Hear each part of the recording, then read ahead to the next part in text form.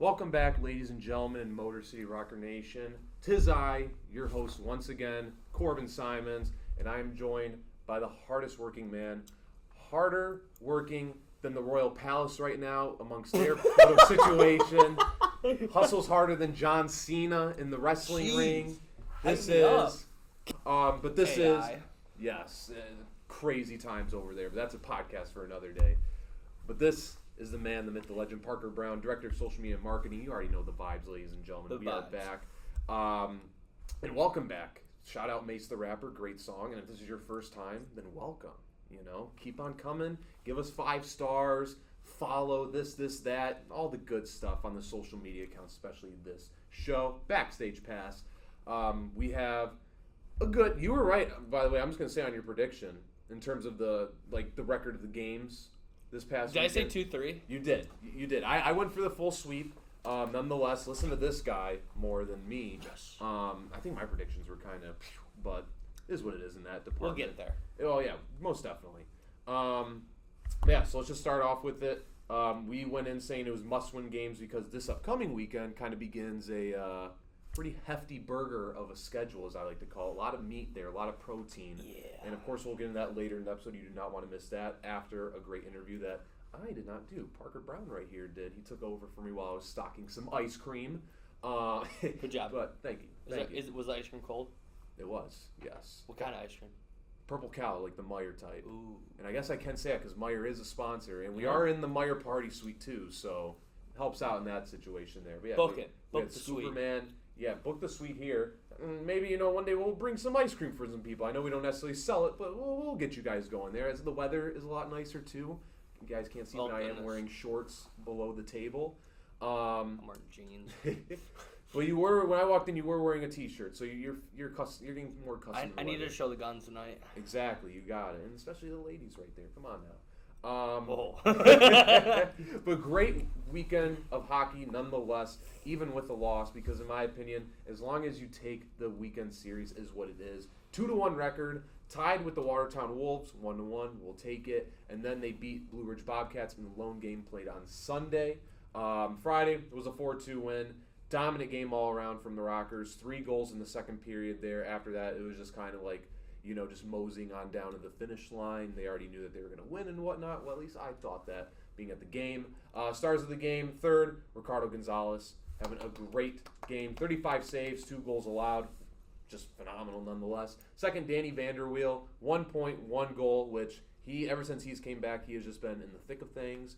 And Friday was the game where he got in a little tussle, too, on the ice. A lot of people got in a tussle this weekend. He had the hair flowing all around, though. It was a lovely fight from that perspective. And then first started game, Declan Conway, 2 points, 1 goal, 1 assist.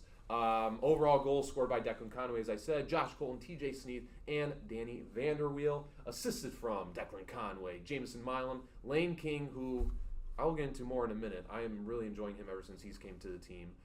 Nicholas McGill-Diaz, Pavel Svintsov, and Nick Gullo finishing off there. So before we get into the loss, Parker, just in terms of a great win, how does just run through your head what was going through when you were watching the game? I think Friday was a really good night for us. I felt like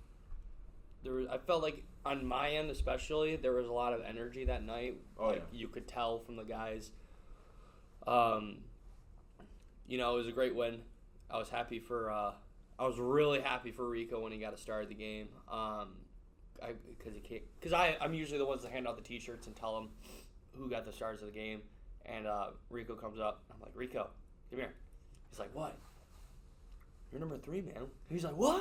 I know. I'm like, hey, you earned it, bro. I was about 5 feet away in the tunnel. I don't think he was expecting that. No, he was not. But really good week for him. He just keeps on getting better and better every time he's in the net. So, and Watertown's especially a team he's done very well against. Mm-hmm. I mean, Vandy, he's a huge impact on the Rockers, especially since being back. I don't know if you can tell, probably because you can't probably tell because you weren't here pre-injury. Mm-hmm. But Danny, since being back on the ice, the energy and the mesh of the team. Okay. Has been a lot better. Yeah. Because, yes, you got Scotty, you got J-Mo, you got Jules, who are all great in their own aspect of leading the team, but Danny wears the C. Oh, yeah. When you got the C around... It's a different ball game. It's a different puck game. Oh, yes. Cerebral Hockey talk. Exactly. So, I mean, Genos were scored this weekend. Points were racked up. Lane King, dude, like such a selfless player. Oh, yeah. He, not only will he stick up for anybody else, but he will also, like, he facilitates the puck so well. Like, he hasn't scored a goal this year, which is fine. Oh, yeah. When you're also seeing what else he's doing, and every point he's gotten this year has been an assist. And that's what I want to bring up, because obviously we'll get into more of the 2 other games played last weekend. He had assists in every game. This weekend, yes. Yeah, and I'm pretty sure going back to last weekend's games, or especially when he started, I think he's only maybe not had an assist in 1 or 2 games necessarily that he's been here or something? I think his first game. No, I think he's actually had a point ever since being here. Actually. I was about to say, because that's what it would make sense. Obviously, I, can't seem too biased to the guy right now. I try, be like, maybe he missed 1 or 2. But no, it's just every time that I'm doing the script for this show, and even when I'm here at home games watching, I'm like, okay, Lane King, he's in the mix of it right there. And the thing is, depending on how the rest of the season goes, and even especially when come time playoffs, maybe we'll look back and be like, that was a key move, amongst many other that was made, especially this late into the season and whatnot, because he's there, he's getting the assists, he's helping out in every regard possible, and that's big right there. I think Lane King, as of right now, has been one of the best moves Nick Field has made this year. Oh, yeah. By far. You can say TJ Delaney, TJ Sneath, Lane King. Oh, yeah. 3 moves that happened during the season. I wouldn't say Sneath wasn't necessarily a move. He was a pickup. Yeah. However, I think he has that, TJ Sneath has that clutch factor. He will come up when the cards are against you. And even Gordy has said that as well. Exactly. Gordy, yeah. I think Lane has made such an immediate impact that I think our record might not show it, but there's a chance we might, after next weekend when we play Columbus, we can recuperate. Yeah. I think depending on how the Rockers play against Columbus, Lane King might be one of the most important pieces going into the playoffs. Oh, yeah. And the thing is, too, I'm very intrigued to see how we're going to be playing against Columbus with Lane, because that is his former team. Well, he played already against his former team last week, too. He got in a game against them? He used to play for Watertown before Columbus, yes. Oh, I didn't even know that. My apologies there. But, no, yeah, so it'll be interesting. But I truly think that, there's always in sports, there's always, when it come time playoffs, you're like, wow, that pickup right there, this trade, this, that. That's what defines, how this team is, like where it's at necessarily. And obviously, we'll skip ahead right now to how the record is. 21, 15, 4, 4, and 2. 13 points behind Binghamton. I know that they have 3 or so games on hand above us, so that point mark can grow a little bit. But now we're only 10 points ahead of Danbury. And I don't mean that in a bad way. I mean that in a good way, because obviously last week, we were kind of talking about how, that difference was kind of slipping up a bit for Motor City. Yeah. And, we're seeing now kind of that growth going away, because I think Danbury has played the exact same amount of games, 46, as us. I might be wrong by a game or so, if I'm not mistaken. Where, certain players have just come in and kind of taken an immediate role, whether it be scoring goals or in Lane King's aspect, just passing the puck around and getting the job done, setting up other people for goals. And I agree. I think we're going to be seeing some playoff games, hopefully more than last season. I think so. And we're going to be looking and be like, wow, it was these pickups added into the mesh that you were talking about. Yeah, and the unfortunate part about last weekend is that going into Sunday, Watertown played Watertown played Port Huron while we played Blue Ridge, and if Port Huron would have won that game, we would have clinched. A playoff spot already? Yeah. However, Port Huron lost 11-4. Ooh. To Watertown. Ooh. So I think Watertown is trying to make a little push here right at the end. Oh, yeah. Trying to claim Elmira's spot. But I don't know. They got hot really quickly. So I think Watertown, Elmira needs to really watch out for for the Wolves. But, I mean, speaking of heading into that Sunday game, let's look at Saturday real quick. Let's get back on, to the games and whatnot. Before Saturday's game? You know what happened before Saturday's game? Well, the Michigan Warriors played the Red Wings alumni that night. Oh, yes, or that day. Yes. Darren McCarty, Mickey Redmond, John Blum, ton of Danny DeKaiser was out here. A lot of very familiar faces within the Red Wings community. A lot of people were out that night, and I hope everybody enjoyed that game against the Michigan Warriors. Mm-hmm. It was kind of a blast, not gonna lie. Yeah. Seeing like these old heads go at it, but oh yeah, I will say McCarty. Cause I'd see on Instagram his hair, pretty interesting. Oh, pretty. D-Mac, from the time since I've known him, like since the summer, he's always rocked the craziest hairstyles. Like I think a month ago he was rocking a mohawk. Yeah, he had something going on. And I respect it. Although I got a basic hairstyle, it gets the job done for me. Whatever gets the job done for everyone out there. You might see a familiar face on D-Mac's show coming up too soon.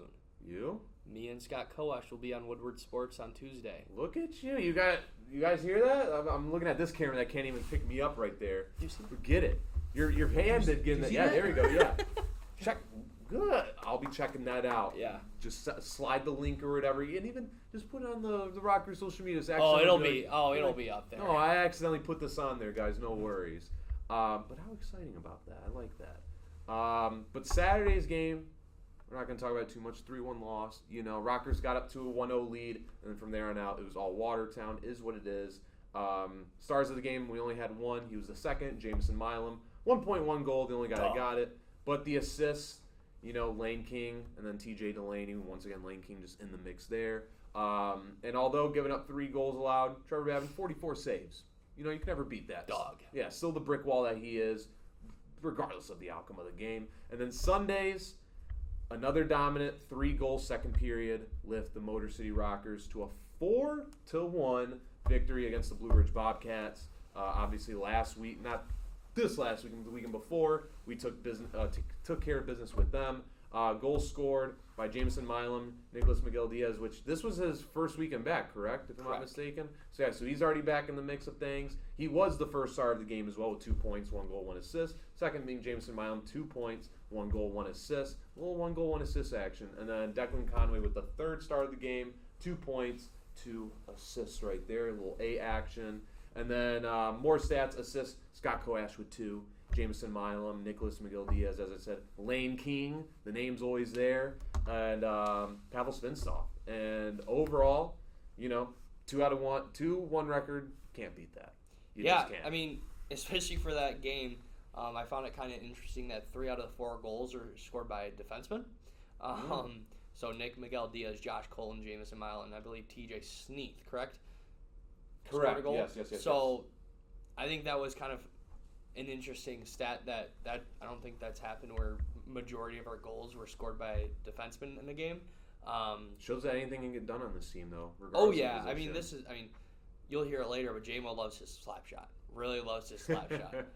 But it was also nice to see Diaz back in the fold. As you guys know, the Happy Feet was the Happy Feet crew. I'd say was missing a member, but Diaz being back in the fold, you got the square of them. I swear, yes. Well, we got long fingers, ladies and tapping their toes on the ice. Yeah, I think Diaz, when on the Rockers, is such an important defenseman because of he can get up into the zone, and then he's kind of one of those people that not everybody's paying attention to because, one, his statistics, as much as he's been on and off the team all year, and not a bad way, in a good way, where he's not the first person you're thinking of that's going to go try and score a goal. It's usually a Scott Koash, a TJ Delaney, a Josh Colton, and Diaz got it done. He was the first. I believe he was the first goal of that game too. No, yeah, and it's kind of nice because going back to just kind of, as you said, the meshing. It's just like getting some players back or whatever, from some other leagues, other players coming to us via a pickup trade or whatnot. I'm really liking it's like as each game passes, each weekend passes. Mm-hmm. I feel like people should be liking this team a lot more than the previous day, just because it's meshing well. It's showing a little more cohesive, and not saying that they've never been cohesive, because obviously they've been top of the leaderboard for a while now, seeing that second spot or whatnot, but it's all coming together at the right time necessarily. Yeah. And that's when you want to be. You definitely don't want to play your best. I mean, no offense to them, but let's look at the Detroit Red Wings right now, kind of, little falling apart action there and whatnot, but that ain't happening over here for the Rockers. We might have taken their mojo. I know, and maybe we'll sprinkle some over to them. We'll keep majority of it, but they can get some. No, we get it all. That is true. We're hosting the playoff games, not you guys, Detroit, but we would love to see it. Damn! You didn't even take a shot at them like that. But before we head out for the interview there by the illustrious Parker Brown interviewing Jameson Milam, speaking of clinched playoff spots, Columbus, Carolina, and Binghamton. Boo. Only 3 teams so far do have clinched. Just kind of want to put that out there in terms of other FPHL news. But that is the recap, ladies and gentlemen. And in a moment, I will not be sitting here. You'll be seeing Parker Brown. I'll be switching seats. Yes. Parker Brown he engraved his name right there on my seat. But you'll be seeing it in a moment. So you guys definitely do not want to miss that. Stay tuned. Bye-bye. Now is the time for the interview portion with Jameson Milam. It's a little different this time. I'm interviewing the JMO today. So, JMO, how are you doing today? Good, man. Pumped about where we're headed, and excited to see what happens here at the end of the year. Yeah, and you've had one heck of a career, especially in hockey. From the NCAA to the ECHL, CHL, Slovakia, Erste Liga, if I pronounced that correctly, now the FPHL. What does it mean to play hockey in all over the world in all these different leagues? Yeah, I mean, I get that asked to me a lot, like, you've had a great career and blah, blah, blah, and I always, like everybody, I always wanted to play in the NHL, and, I had a really good chance at that, and when it kind of never came to fruition, I kind of just used every place I was as my NHL. So, if you don't get what you want out of the game, then you put into it, and then you get it back. So my first 7 or 8 trips over to Europe, I was just getting stamps on my passport, new place. And it wasn't only just, to get a paycheck, it was to have an experience. And I figured out young that this was probably the only way I was going to be able to do that in my life. I don't have a lot of money to be traveling around the world and going on vacations and just doing whatever I want. So the hockey was kind of special, that it gave me the opportunity to do things that some people don't get to do in their whole lives, and I got to do it at a young age and kind of in the first half of my life, and now in full circle I get to play pro still, and I get to be at home, which is also new and exciting because I've never done that before either. So I've kind of had the best of both worlds, where I get to play, I get to travel, I get to see everything, and now I get to be home. I live at home with my wife in Lapeer, and she gets to see any game she wants, and my friends and family can finally come see me for the first time, because I have been across the country or in another country. And you even kind of hit on this question real previously. You've been all over the world, and now you're back home. What does that mean to you that you're back home playing your favorite sport? Yeah, it's really special. Like I said, it's a different experience overseas when you're playing, because as an import, you're kind of just recognized as a hockey player. You're not really. They don't really, I don't want to say they don't care about you as a person, but it's lesser for certain as a factor.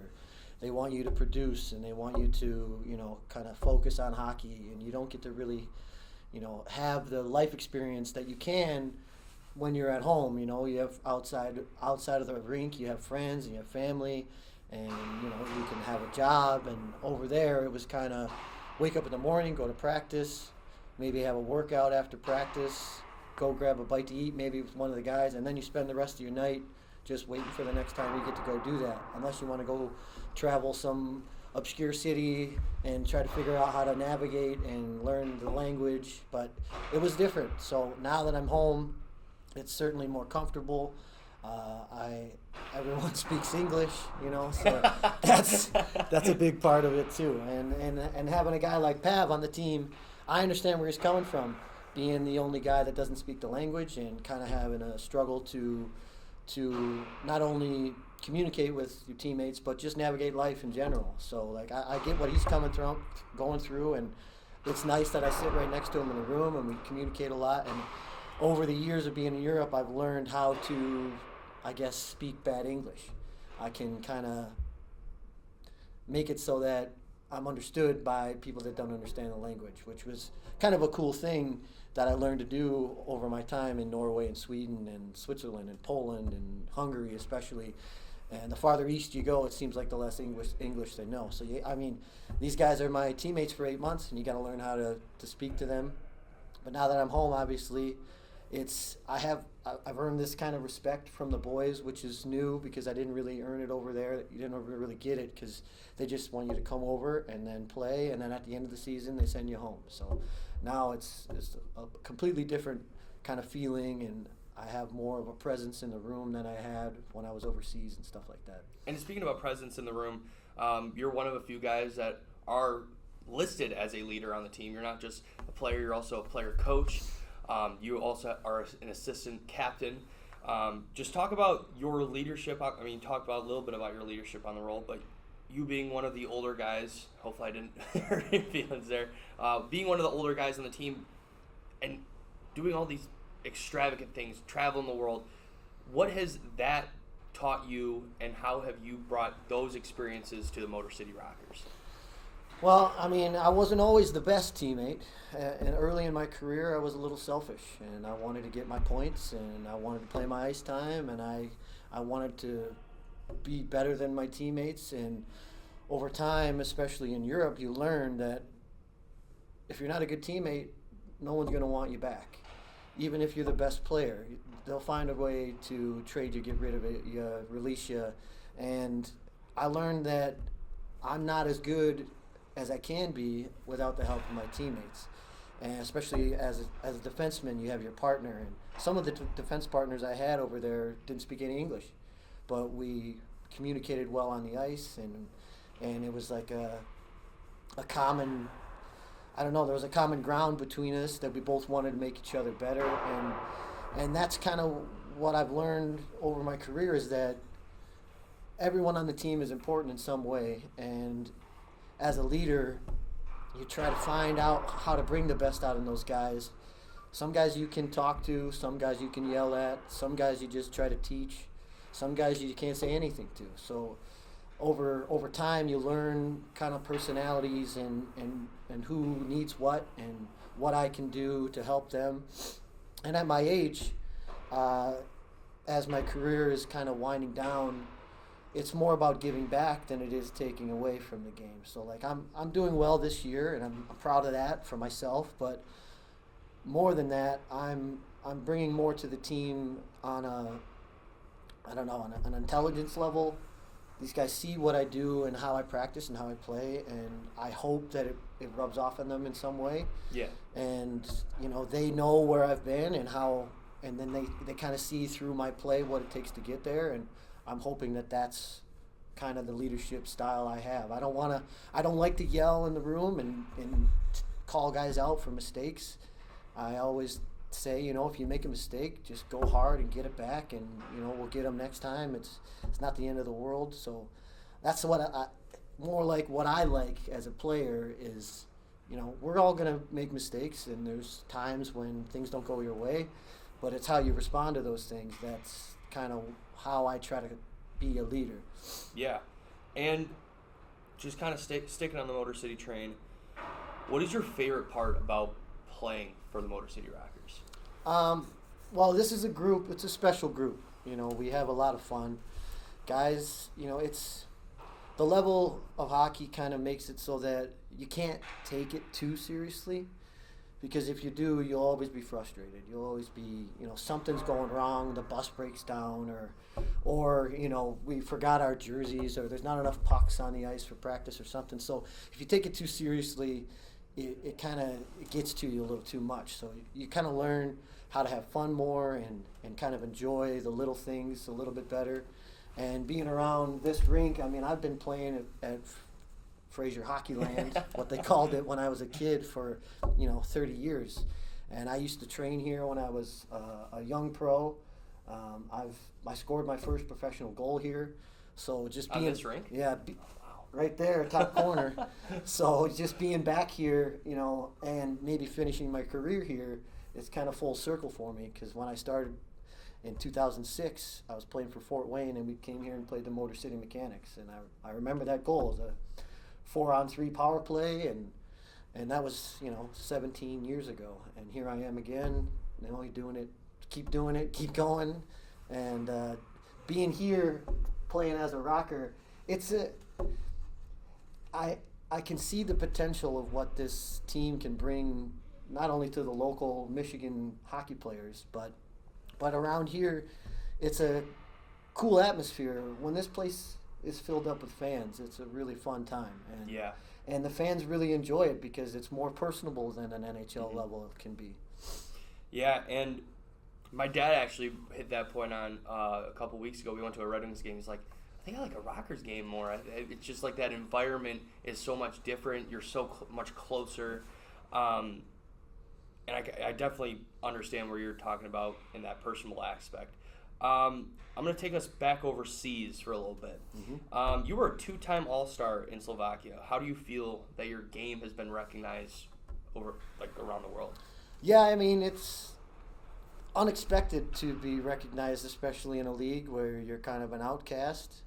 But Slovakia was a really special experience for me because I showed up there not knowing what to expect, and the city of Nitra is just a hockey town through and through.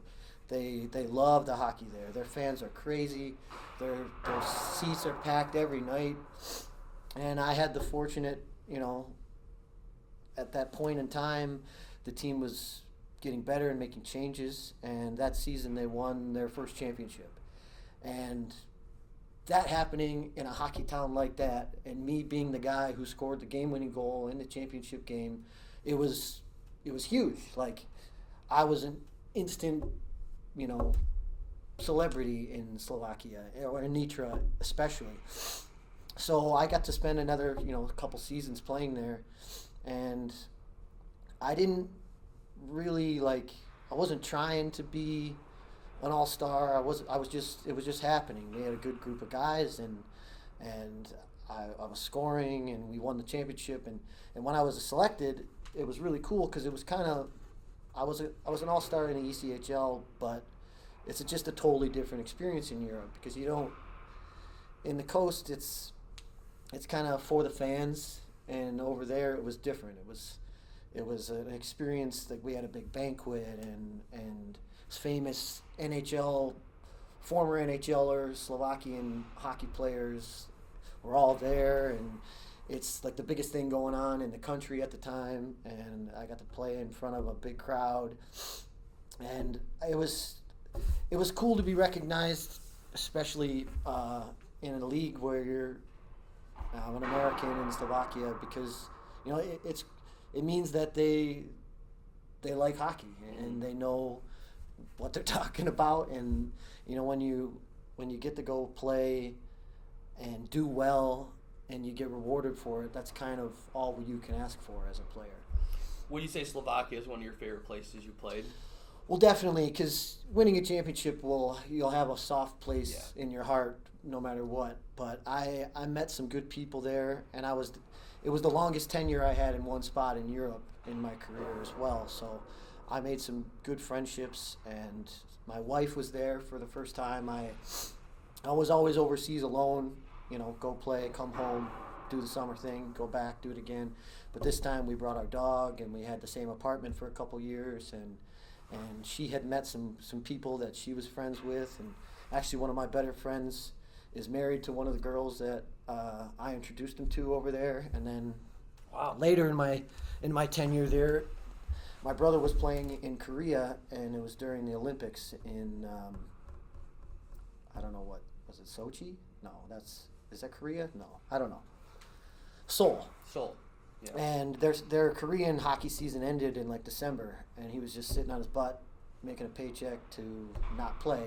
And I said, well, why don't you come play here with me? So for the first time in our lives, my brother and I got to play together for that team as well. So I kind of checked a lot of boxes, and it kind of changed the experience I was having in Europe to kind of like, oh, this is what it could have been the whole time. I didn't realize. So it was definitely a special place, and I'll always remember what they gave me and what I learned from that place and the experience I had, for sure. So you actually have something similar to someone on the team with that experience playing with your brother for the first time, the Delaney brothers, both obviously from St. Louis, Missouri. This is their first chance in their career that they've been able to play together. Have you used any of that experience of you playing with your brother for the first time to kind of coach and teach them and guide them in the right direction? No, see, brothers, families are different, and I could kind of see the dynamic when TJ showed up, because Timmy was here for a bit without him. And then TJ has a big personality, so does Timmy. They're both funny guys. They're sarcastic. They like to enjoy their time, and they sit right next to each other. And I kind of didn't want to get in between that kind of dynamic that they had, but you can recognize it right away. And it's special for them, and I hope that they don't take it for granted, because it might only happen one time. And the only thing I could say is that, it's your brother, and your teammates are your brothers, and it's just another step. It's another special thing. You always can help each other. You always teach each other. You always can learn from each other. And that's one thing that I wish I had more time to play with or against even my brother, because we were always 4 years apart, just like they are, and we missed each other in school 3 years. So I did get to play against him once in college, which was really cool. And my mom showed up with a jersey that was split down the middle. Oh, that's awesome. Half Wildcats, half Bulldogs. So it was fun. And, as an older guy, it's more fun to just kind of watch and see what the guys are doing than it is to get involved. Yeah. Jumping back, kind of more general hockey,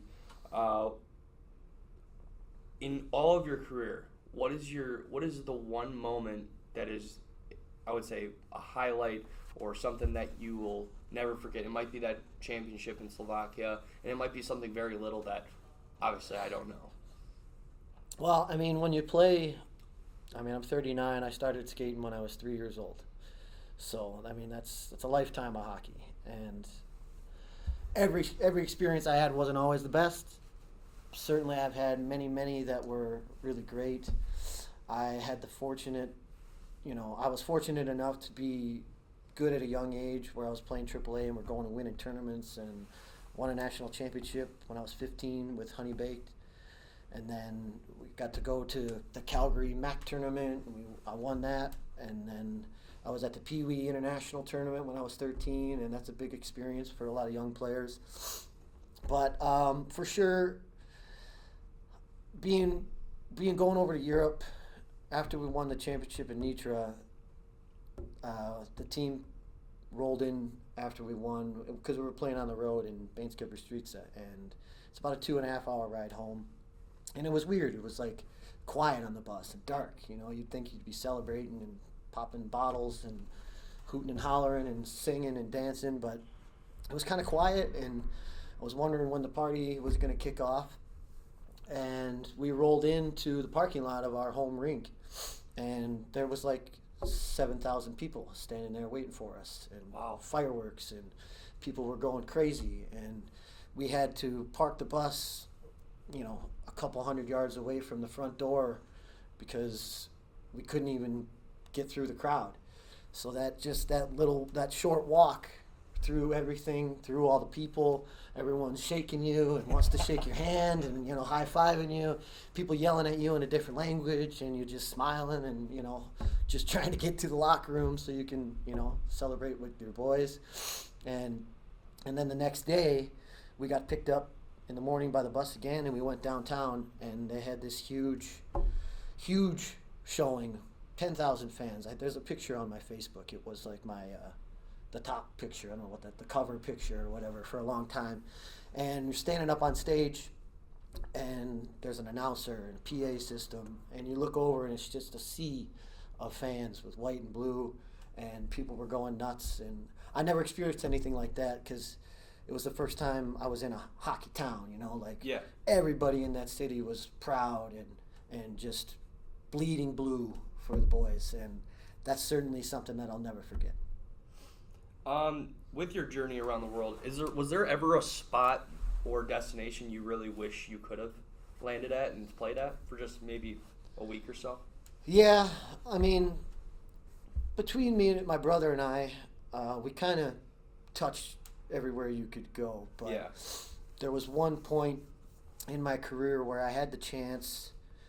I was on a list to go to play for a team, like a Team USA summer thing where 20 guys would go to China and spend a week in China, play a few games, get a couple days to travel, and then a few weeks later we would go to Australia and do the same thing. And I was very excited to do that. And it would have been a big bucket list thing to get to Australia and China because it's two places I've never been to. And something happened weeks before we were supposed to go where they couldn't get visas or something, and it got canceled. So certainly wish I could have gone through with that because there was always the back of my mind, you could go play in the Australian League over the summertime, and it's kind of their winter and it's their hockey season. And I never did it because I was waiting on that to happen, and then the summertime's kind of off season. You don't want to play for a year straight because you might get banged up or something. But definitely, I wish I could go back in time and get those visas processed. Didn't know Australia had that big of a. Do they have a big hockey environment down there? I don't know. I mean, I know a number of people that have gone over there.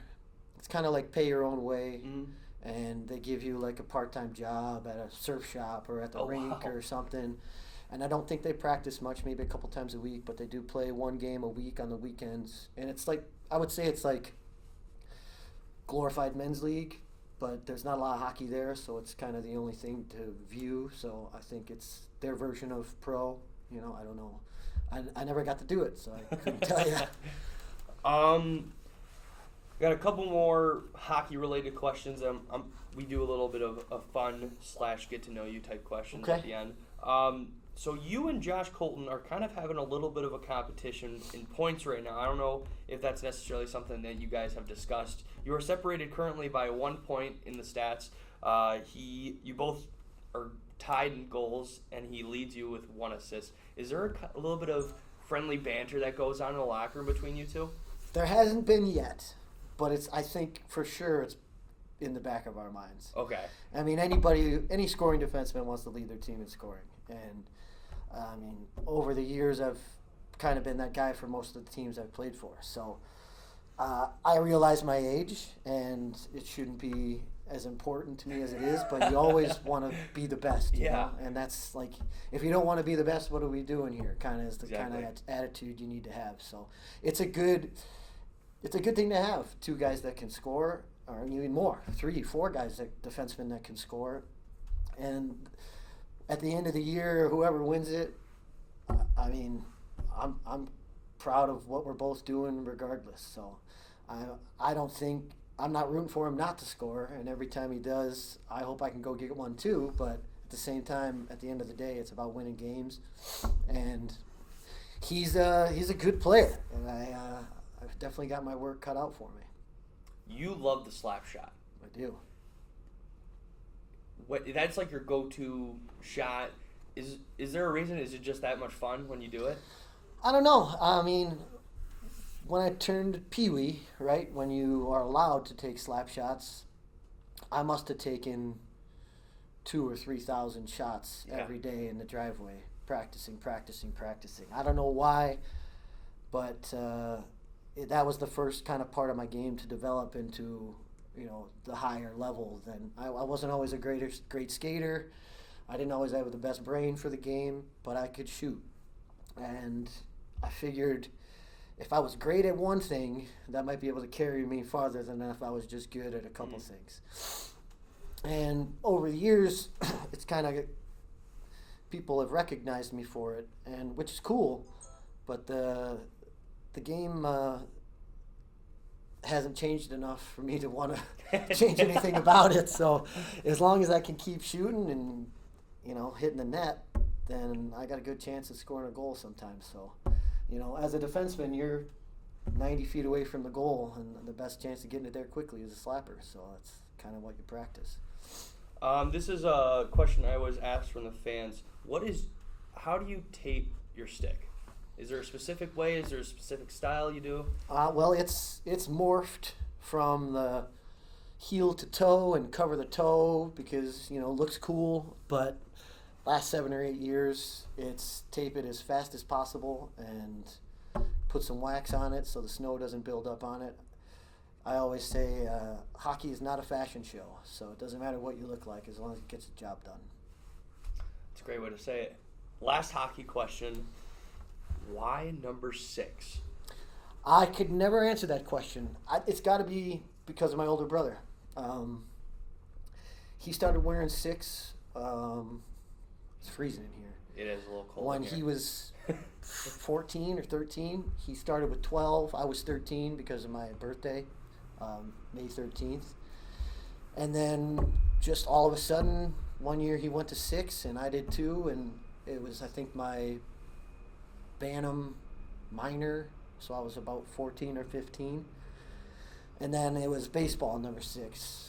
Football, I couldn't be number 6 because that's a quarterback number. Yeah. I was a linebacker, but he, I guess, just wanted to share something with my brother, and ever since then we've both done it, and we both have a tattoo, number 6. Really? Yeah. Well, I don't know if my sleeve will come up, but it's like a brothers in arms kind of thing, and a family crest that we kind of morphed into a hockey brothers defense coat of arms kind of thing. Wow, that's awesome.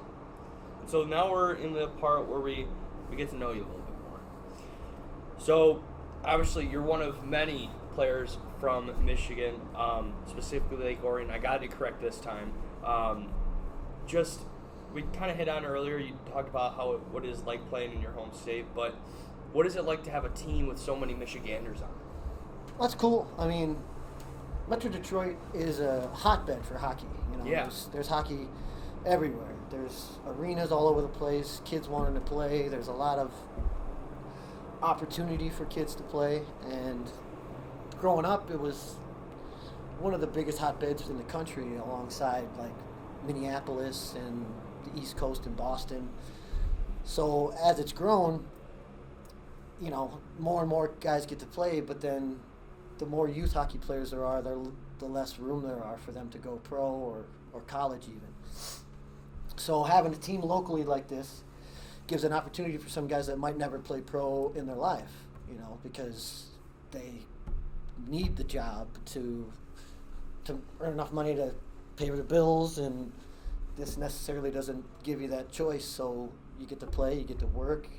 Guys like Rotundi and Fields who have full-time jobs, and me even, that get to play hockey in the weekends, something I love to do. And being a local guy, this team offers that to guys, and it's a really special thing to be able to do that.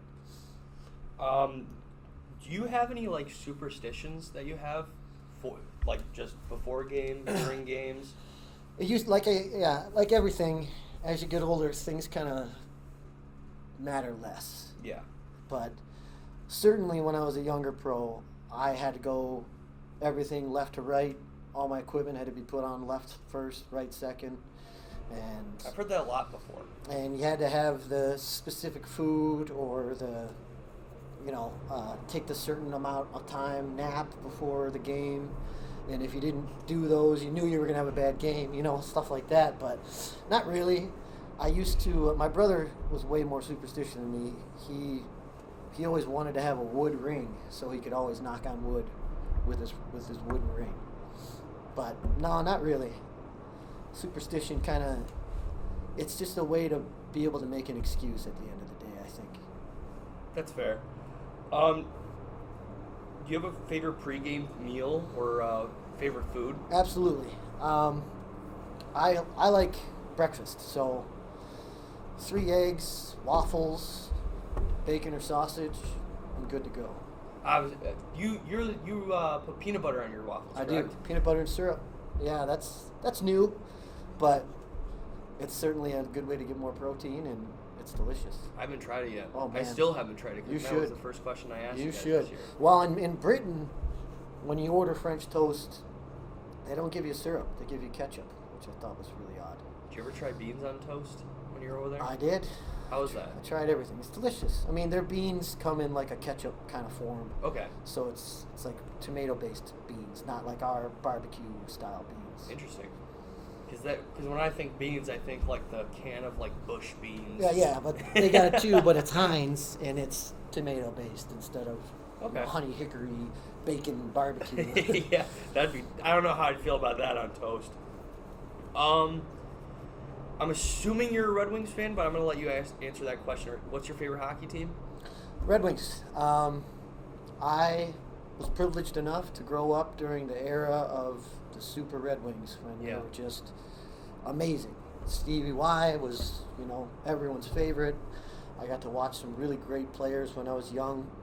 And for a number of years, 25 straight years, they made the playoffs. And at the end of that, my brother and I always made a point to at least see 1 or 2 playoff games a year up until the end of their run, And I always, the guys who score were always my favorite, like Fedorov and Yzerman and those kind of guys. But as I learned to respect and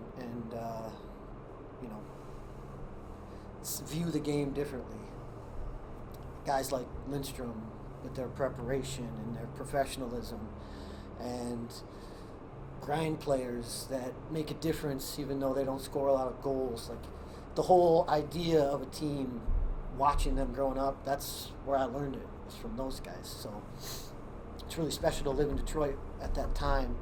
And I hope that they can, turn it around, rally it up, and get back to that, because it would be really great for the city. And speaking about this season for the Red Wings, they're in a little bit of a slump now. What have you seen through their season so far?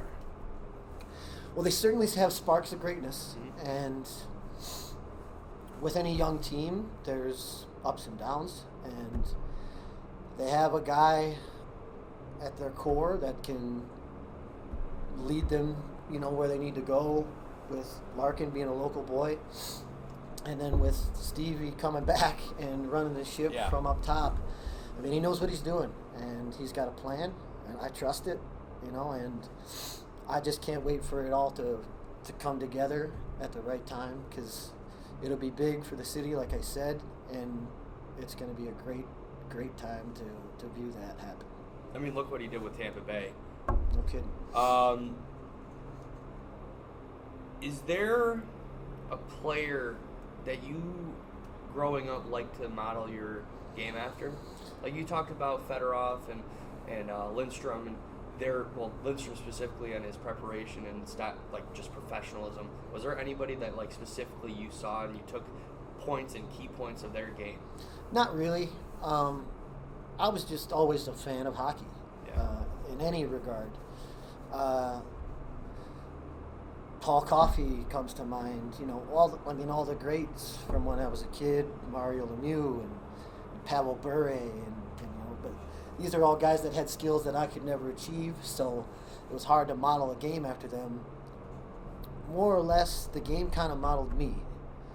As college, I was kind of built to be this kind of player, and then when I went pro, I had a little bit more freedom and kind of pushed the offense a little bit. And then I learned, well, that's not going to, get me to the next level. I got to be good at defense too. So over time, you kind of learn a little bit more and a little bit more, and you kind of take that with you, and it turns you into who you are. Modeling my game after a guy, I never really did. I guess as a defenseman, I don't know. couldn't even pick a guy. Somebody with a big shot. That's, like Al McInnes, I guess, would be the kind of guy I looked up to when I was young, obviously, to have the big shot. And, I'm not as big as some guys. I'm not as fast as some guys, but he kind of was a regular man that could shoot. I like that. As much as this might be a hockey podcast, what is Jameson Milam like off the ice? What do you do? What do you like to do? Well, it's different now, being married 7 years. I have 3 cats, which I would have never expected out of my life.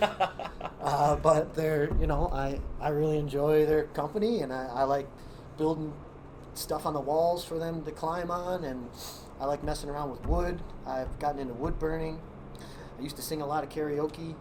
I like to play golf in the summer with my brother, and, kind of being lazy, I guess. I'm a homebody now, and I like to do little things that kind of spark my creativity. And now that things are getting so expensive, it's getting hard to do. But I'm certainly going to spend this summer golfing, fixing up my house, and taking my cats for walks. Do you have going back to hockey, do you have a favorite all-time hockey moment? It could be NHL, it could be with the Rockers, it can be anything. All-time favorite hockey moment. Could be when the Wings won one of their Stanley Cups. Yeah, probably Red Wings' first cup in '98. It was a very impressionable time for me, and I believe Scotty Bowman was coaching, and he left the bench after they won, went and put on his skates, came out so he could skate a lap and pick up the puck. And I don't know. I remember that like it was yesterday. It's hilarious. This old guy can barely skate, goes and puts the skates on so he can do a lap in front of the fans. And after seeing all those guys do that, that was kind of like the motivation to try and get there and win championships so you can, look, I did it. That was kind of the moment. When you did karaoke, what was your go-to karaoke? Go-to song? Well, my mom's a karaoke pusher, we'll say. Yeah. She thinks we all got buttons, sing this one. So I like a lot of Billy Joel, Elton John, Okay. Like the old style storytelling kind of music. But, I've done everything that you can think of. I guess my go-to, my brother and I do a duet with Longest Time by Billy Joel, which is a fun one. It's quick, so you're not up there too long. And then Dead or Wanted by Bon Jovi, Dead or Alive. Oh, that's a good one. That was a long time favorite of family and friends. And I haven't sang in a couple years, karaoke style, but some new songs I like. The new one by, well, not new anymore, but Disturbed, the Sound of Silence one. I really enjoy doing that one too. So that will be it for the interview portion of this episode. I hope you guys enjoyed it a little bit different with me at the helm. J-Mo, thank you for coming on. It was a pleasure talking to you and getting to know you a little bit more. No problem, pal. So stay tuned for the preview and prediction portion of the show. You will not want to miss that. There it is, ladies and gentlemen. That was the interview with Parker Brown and Jameson Milam. Parker, once again, thank you for always taking over in need or whatever. Like I said, hardest working man. Harder than working than... Well, let me think of new things right now. Brad Holmes right now, I will say. Oh, yeah. I work harder than Brad Holmes. Brad Holmes. Totally. Steve Yzerman, like 2 weeks ago during the trade deadline. What was that all about? Definitely harder working than Troy Weaver and Tom Gores. Sell the team. I'll start that right now. I'm staying quiet. I'm not going to... I'm calling out every Detroit team right now for no reason. And Scott Harris, too. Come on. I love all these teams, but start making moves for crying out loud, all right? But now, let's look on, as we've kind of alluded earlier, what's going to happen this weekend. The Battle of I-94. Battle of I-94, ladies and gentlemen. And this isn't just, because we still have, there's 3 games this week, and we still have 2 to finish off the season, right? Yes. Yes. Yeah, because my math Last 2 games of the season. Yes. And, regular season. so Friday is away. Will not be at Big Boy Arena, but Saturday and Sunday will be. As obviously you can be in this suite or, observe from any of the seats out there amongst the arena. Saturday is Youth Sports Night. Just kind of want to get that out of there. And Parker will have a little more to talk about there. And then, of course, Sunday, St. Patty's Day. If you're listening to this on Sunday, happy St. Patrick's Day. If you're not, tune in to this on Sunday and skip over to this part, and then that will, be nice to you. Some green unis on Sunday. They're releasing on Friday. Ooh, yes. Well, the video's releasing on Thursday. I lied, but nonetheless, so check it out. It's going to be great. Thankfully, we have been fortunate to see the unis. I mean, we've seen them for a long. We've had them in stock for a long time. I like them too. It's like I said, Rockers. They're one of the better teams in sports with the nicher, themed jerseys and whatnot. Yeah. And I feel like St. Patrick's, you have to, because it reminds me. Because just thinking, I know Toronto Maple Leafs recently introduced theirs that they're doing. I like theirs. Well, that's also a throwback jersey too. So. Oh, is it? I didn't even know that. The Toronto St. Pats. And even just thinking in terms of growing up seeing in other sports. I mean, Chicago Bulls used to do theirs every year. I think the Knicks too, or whatever. I know the Red Wings had they sold green jerseys. I hate the Bulls. The Bulls green and red ones. Oh my god. It looked like Christmas. They're ugly. I know. It looked like Christmas uniforms. Those are the ugliest uniforms I've ever seen. You want to know what the best uniforms? The Motor City Rockets. Exactly. And when you're at the game, you can buy one too. So make sure to hit up the team store. I'm a merch. There. Yes. Buy it. Rep it. Rep all you want, ladies and gentlemen. Buy 4 jerseys while you're at it. Why not? Yes. Drop $500, please. It goes to a great cause. But yeah. Yes. Battle of I-94. Overall, though, we all know the vibes. This isn't the first time we're talking about this type of battle. We know what's at stake here. It's a rivalry. I messed up. I didn't put down what the head-to-head record is. We need 2 more wins to clinch. So to clinch the season series? Yes. Okay, yeah. So 2 wins, and they can get that. We'll get in our predictions in a moment. Yeah. Overall, though, of course, if you tuned in to last week's episode, if you haven't, do that right now and come back to this point. I had said that after last weekend's slate of games against Watertown and Blue Ridge, this is when the must-win, this is when that burger I'm talking about is coming up, and you either got to eat it or it's going to eat you, in my opinion. I think the Rockers are going to eat it. They're going to eat it very, very well, even some sides on the side, some French fries, onion rings, and whatnot. But after this, you got some games against Columbus. You got 1 against Binghamton, I'm pretty sure. And then, you round it out with 2 against Port Huron once again. This is where the clinching the playoffs will happen.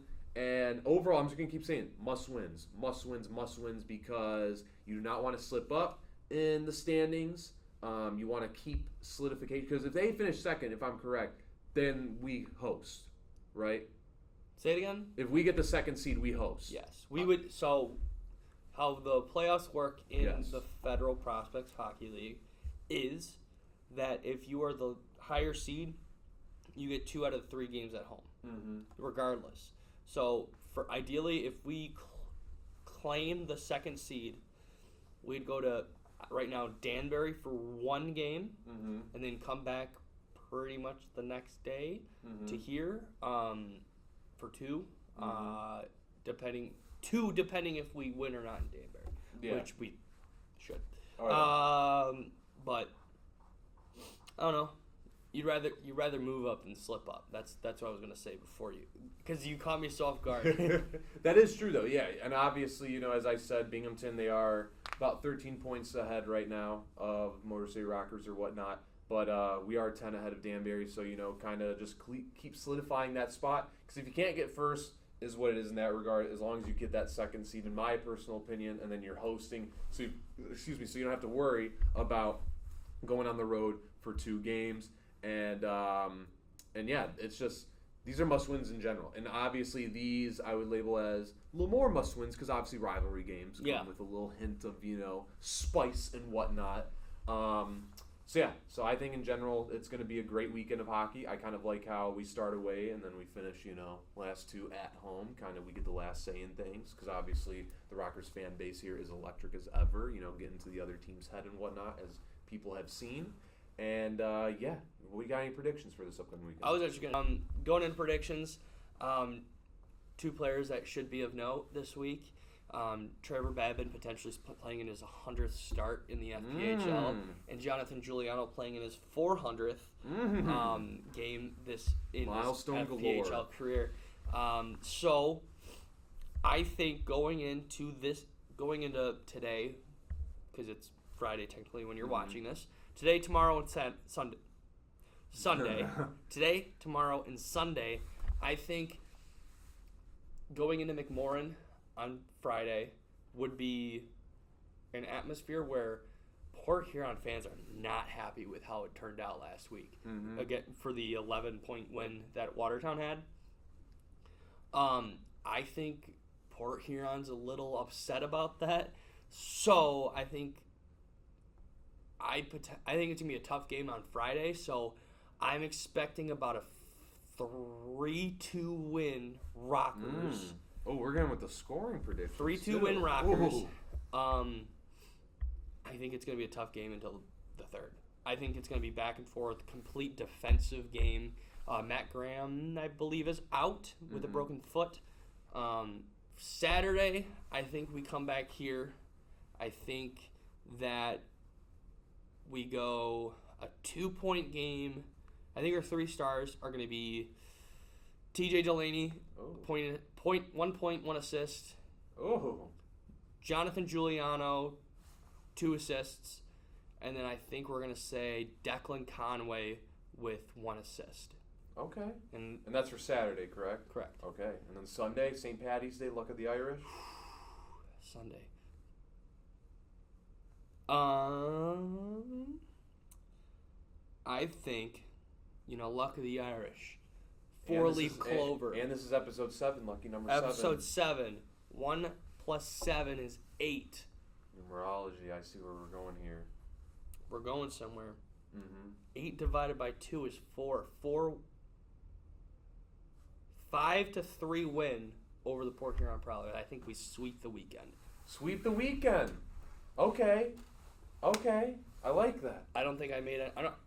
I think Danny Vanderbilt gets a goal on Sunday too. Okay. Now I'm a little bit nervous. Don't let me down, Danny. I'm a little bit nervous here because I feel like that's why I let you take the reins on the predictions first. I just completely pulled out the spreadsheet and was like, this is what's happening. You've been more accurate lately than I have. All right, so start with Friday. Friday? Sunday. Okay, Friday. I kind of like your analysis about how Port Huron's kind of sad or angry more so about how the last game against Watertown went. And, obviously going with a little blood vengeance. So, in general, we'll go game by game. I'm not going to get too ahead of myself yet. Come on. Chill out. So, Friday, this is how I'm going to go. Friday, I'm going to take the Rockers to win by a score of, I'm going to go 2-1. I think it's going to be very defensive. You think it's going to be, okay. Yeah, I think it's going to be very low scoring. Because I think at the same time, Rockers know what's going on. They know it's a big game. So I feel like it's going to kind of be, I don't know what the correct word I'm looking for here is, but like... Describe the word with many words. I like that. I guess they're going to... I guess each team is going to over-prepare, if that makes sense. They're going to over-prepare to where that's why it's going to be low scoring. They're going to be like, we got to do this, and then when it kind of boils down, it's like, oh, well, that's kind of all we needed to do necessarily. If that makes sense. I don't know. If you ever want to hear me explain it properly, look up Sean McVay, how he described how he prepped for the 2018 Super Bowl. That's exactly what I'm talking about there. He said he over-prepared for that, and they only scored 3 points. But they still lost. But, I'm going to go Friday, 2-1 win. I'm going to say Lane King gets a goal in that game. Lane King gets his first goal of the season? He's going to get his first goal of the season. That's my, main player prop, I guess. Prop? Can we use that term? I don't know yet. Within the game. Saturday, I'm going to say that's where the Rockers let one slip. Port Huron's going to get the win. I think after the Watertown game and after losing on Friday, they're going to be a little more mad. We're going to come here maybe a little relaxed, kicking up. The weather's getting pretty nice over here in Michigan. And even though Port Huron is in Michigan as well, duh. But, I'm going to say it's a loss. I think it's going to be a close one. I'll say maybe 5-4. I think it's going to be, kind of pucks flying all over the place, goals. So you have Port Huron scoring one more. Wait, no, that was my Sunday prediction. Never mind. Yeah, but 5-4 in here on Sunday. Youth Sports Night. Sorry to the children. Be sad. And in terms of a player prop, I'm going to go 2 assists for Devon Fields. Ooh. I'm going to do it. I'm going to say that. I'm going to go out for that there. The vibe feels nice coming up. Sunday, Luck of the Irish, episode number 7. Vibes are high. Give me the win. We'll finish it off there. And in terms of a score, I'm going to go 4-2. Boo. No numerology used. I'm going to go 4-2. But here's where the numerology kicks in for that. It just kicked in my head. 4-2. What's 4 plus 2? 6. Who'd you interview today? J-Mo. Oh. That he's going to score a goal and get an assist first star of the game. I'm calling it. But that doesn't make sense because because you add 1 plus 7, it equals 8. You do 5 plus 3, that equals 8. 88, Scott Koach. 2 8s, Wait. 2 goals. Whoa. TJ Sneath, goal, Sunday. There we go. 1 plus 7. Elias has rotted our minds with numerology. Thank you, Elias. He has rotted our mind with numerology. Dude, you want to know what's also crazy? Elias, it was, what was it the other day? It was an 8 day. I forgot what it was. But TJ Sneath scored a goal. Oh, yeah, he brought that up. Yeah, I forgot about that. That door back by the locker room, door number 8. I know. It was that was a weird moment. I didn't really like that. He was pointing out too many 8s right there. It was too much. It was way too much. I'm trying to think. I'm looking at, because I have Battle of I-94 on my screen here. I'm trying to think 9, 4, 13, but I don't know. I can't think of numbers. 8 right there, see? Where? 1 plus 4 plus 3. Jesus Christ. Just saying. So, yeah, so 8's all around. Oh. The number 8's... we're being tainted by numbers, ladies and gentlemen. This is getting out of hand real quick. I guess I'll just leave that there. I mean, yeah, come down Saturday and Sunday. Bring your kids too, because isn't there a little ticket deal too for youth sports night? $10 a ticket for any youth sports. And what do they got to do to kind of prove that or whatever? Talk to Connor. Yes, talk to Connor. Connor Jakacki. Yes, and he'll get you stowed away real quick. And then obviously come on down on Sunday. You know, come on over. I don't know if tailgating is allowed at this game. I'm not gonna say anything. Or in the parking lot, I'm not gonna say anything. I don't know. I'm never outside. Yeah. So if we see you doing Irish car bombs, we'll. I don't even know what is an Irish car bomb. So I think you take Guinness and Jaeger and you put it together. I think that's what it, I know. It has to do Guinness something with and Jaeger. I might be wrong. Wild, I might be wrong bro. on the Guinness aspect. I know in the Jaeger is a part of it. I've never done one. I've heard of a Jaeger bomb, but not a car bomb. Holy moly! Jaeger bombs are disgusting too. I don't hate Jaeger bombs. I don't hate them. I've only done it once, granted, and I was, I'm not gonna say the age here. Can't self. You were 21. Myself. Yeah, I was 21. Yeah, first day I turned 21. It just kind of went down the throat a little too sluggy, as I like to call it. I don't know. What did they use? Monster or Red Bull? Red Bull. That's weird because I feel like the typical is Red Bull and Jaeger. That's interesting. Maybe you just had bad Jaeger. That is true. I'm also not a big energy drink fan too. Oh. So maybe that's why as well. I'm not a big energy drink drinker. I'm not a big consumer. I'm not a consumer of energy drinks very often, but when I do, I'm usually a sugar-free Red Bull guy. I like the way that it tastes. I don't like the normal kind. I don't know why. I don't know. I also like a good Celsius. Okay, those have kind of taken the wave over, the past year or so. Red Bulls they're just a little bit different. I get that college nostalgia, like midnight, trying to cram an essay out, like a 2,000-word essay. Don't procrastinate, kids. Yes. Do your homework on time. But Jaeger bombs aren't bad. I don't hate them. I mean, what's your go-to? I mean, since we're going into St. Patty's Day, why not? Let's make this a 2-hour episode. Why not? Yeah, why not? We'll end it on here, ladies. We'll end it on talking about alcoholic drinks. If you have kids, kind of cover their ears, what's your go-to celebration on St. Patty's Day? Obviously, we're gonna be watching a hockey game. However, you won't. Yes. I will. I gotta be stocking ice cream again. St. Patty's Day ice cream. Yes, the green chocolate mint. I will say too, a little tangent. If you like mint chocolate chip, you're a sociopath. What? I'll say the basic thing for it. Go take Crest and go take a chocolate bar and just Dude, no, bro. All right, we're going to get to that after. But after the show, I love mint chocolate chip. However, what's like your go-to St. Patty's Day event? Like, what do you like to do? I mean, I guess, I haven't really done anything over the past couple of years because I will say I've gotten more back into drinking last fall, last December or whatnot.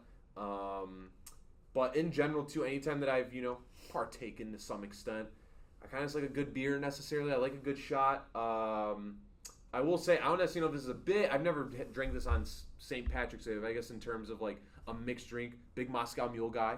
Ooh. I think Moscow Mules are very, very great. In terms of beer, too, whoever that was. In terms of beer, I'm a good Miller Lite guy. Simple, gets it done in my opinion. And overall, though, for St. Patty's, just go out and have a good time. Responsibly too. Remember, there are Ubers and Lyfts. Don't forget. When the smartest thing you should do is that you should call an Uber to the place, call and take one back. Yeah, exactly. Because it eliminates the entire idea that driving under the influence can happen. And the only key in your pocket, yes, and the only key in your pocket should be a house key, ladies and gentlemen. Don't forget. Or a shotgun key. That is very true. But here, let's finish it off with you. What's your go-to St. Patty's Day ritual and drink? So the thing was... Here, beer and mix, since I did a little mix. So the thing with me is that... Thank you for tuning in. Come on down Saturday and Sunday. Sunday, if you do come down, tailgate responsibly. I don't know if tailgating really does happen. I guess I'll look down the parking lot. I don't know if that's even like a hockey thing. I know. I guess I'll look down. Slap shots will be open. It will be open, so definitely get your alcoholic beverage here. Obviously, be responsible. And if you don't come in and you're just listening to us on St. Patty's Day, have a hell of a day. It's St. Patty's Day. It's the one day a year where you can kind of go a little buck wild and have fun with it. Get buckled. But responsibly. But that is the show, ladies and gentlemen. Hardest working man in the world, Parker Brown. He won't say in it, the but world. I will. All right. I'll say it. You're going too far. I'll say it. Damn it. But yeah, no, that's Parker Brown to my right. I am Corbin Simons. That's Corbin Simons to my left. Yes. I'm Parker Brown. I was about to say in the shell of a body, but that'd be a little weird. Come back next week for episode number 8. 8. We keep talking about 8. Dude, he's like, bro. I'm getting it there. Someone might have 2 8s in their number that will be on the show. All right, there we go. We're done. We're done. Tune in next week, ladies and gentlemen. Whoa.